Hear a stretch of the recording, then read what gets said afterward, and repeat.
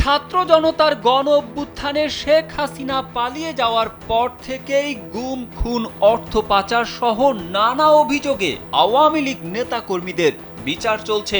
সেসব অপকর্মের জন্য ন্যূনতম দুঃখ প্রকাশ তো দূরের কথা, উল্টো সরকারকে নানাভাবে বিপদে ফেলার ষড়যন্ত্র করছে তারা। এই অবস্থায় ভুক্তভোগী ছাত্র জনতার পক্ষ থেকে দাবি ওঠে আওয়ামী লীগকে নিষিদ্ধের। এরপরই রাজনীতির মাঠে টিকে থাকতে রিফাইন্ড আওয়ামী লীগ নামে নতুন ষড়যন্ত্র বা পরিকল্পনা চলছে বলে জানান জাতীয় নাগরিক পার্টির মুখ্য সংগঠক হাসনাত আব্দুল্লাহ। তার ফেসবুক স্ট্যাটাসের পর বিষয়টি নিয়ে শুরু হয় আলোচনা। স্যান্ডেলিনা সো, রূপচর্চায় আভিজাত্য।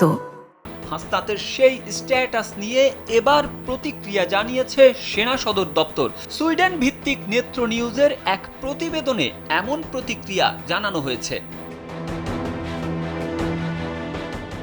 শনিবার নেত্র নিউজের প্রতিবেদনে বলা হয়, প্রতিক্রিয়ায় সেনা সদর বলেছে, হাসনাত আব্দুল্লাহর পোস্ট অত্যন্ত হাস্যকর ও অপরিপক্ক গল্পের সম্ভার। তবে সেনানিবাসে খোদ সেনা প্রধান ওয়াকারুজ্জামানের সঙ্গেই যে 11ই মার্চ বৈঠকটি হয়েছিল তা সঠিক বলে জানায় সেনা সদর। তবে হাসনাত আব্দুল্লাহকে ডেকে নিয়ে যাওয়া ও আওয়ামী লীগের পুনর্বাসনের বিষয় নিয়ে তাদের প্রস্তাব বা চাপ প্রয়োগের অভিযোগ অস্বীকার করা হয়েছে। বরং হাসনাত আব্দুল্লাহ ও তার দলের আরেক মুখ্য সমন্বয়ক সার্জিস আলমের আগ্রহেই ওই বৈঠকটি হয়েছিল বলে বিবৃতিতে উল্লেখ করা হয়েছে।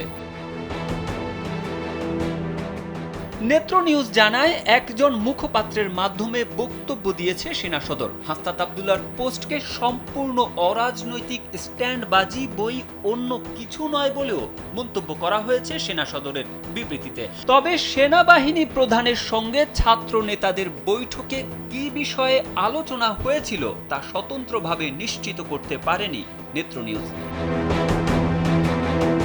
তারেক আহমেদ, কালবেলা।